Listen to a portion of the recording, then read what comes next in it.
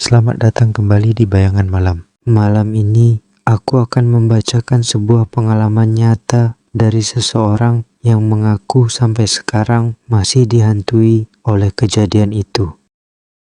Cerita ini terjadi di sebuah kota kecil di Jawa Tengah, di mana sebuah jembatan tua menjadi saksi dari hal-hal yang tak bisa dijelaskan. Siapkan dirimu, karena cerita ini akan membuatmu merinding hingga akhir. Mari kita mulai. Namaku Ardi.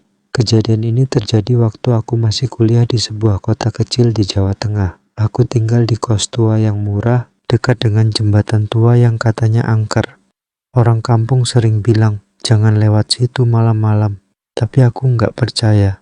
Suatu malam, aku pulang larut karena tugas kelompok. Satu-satunya jalan tercepat adalah melewati jembatan itu. Ketika sampai di ujung jembatan, suasananya berubah. Angin dingin berembus dan jalanan sepi. Aku merasa ada yang memperhatikan dari balik pohon. Aku mencoba cuek dan terus berjalan. Di tengah jembatan, aku dengar suara langkah kaki dari belakang. Aku berhenti dan menoleh, tapi nggak ada siapa-siapa. Aku bilang ke diri sendiri, mungkin cuman hewan atau angin. Aku lanjut berjalan, tapi suara langkah itu muncul lagi, makin jelas. Kali ini, langkahnya terasa berat, seperti seseorang yang sengaja mengikutiku. Aku memberanikan diri menoleh lagi. Di ujung jembatan, di bawah lampu remang, ada seorang perempuan. Bajunya putih lusuh, rambut panjang menutupi wajahnya. Dia diam saja, menghadap ke arahku. Aku membeku, aku mencoba berpikir mungkin dia cuma orang biasa. Tapi yang aneh, aku nggak dengar langkah dari arah dia sebelumnya. Aku berjalan cepat ke kos. Tapi langkah itu semakin dekat. Sampai di ujung jembatan, aku dengar suara tertawa lirih, menyeramkan. Aku langsung lari ke kamar kos tanpa menoleh lagi. Aku pikir semuanya selesai. Tapi malam berikutnya, aku merasa dia masih ada.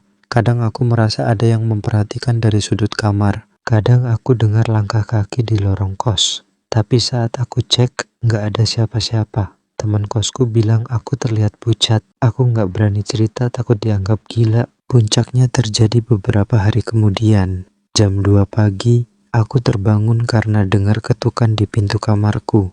3 ketukan pelan, tapi berat. Aku buka pintu, tapi nggak ada siapa-siapa. Aku coba tidur lagi, tapi ketukan itu datang lagi, kali ini dari jendela.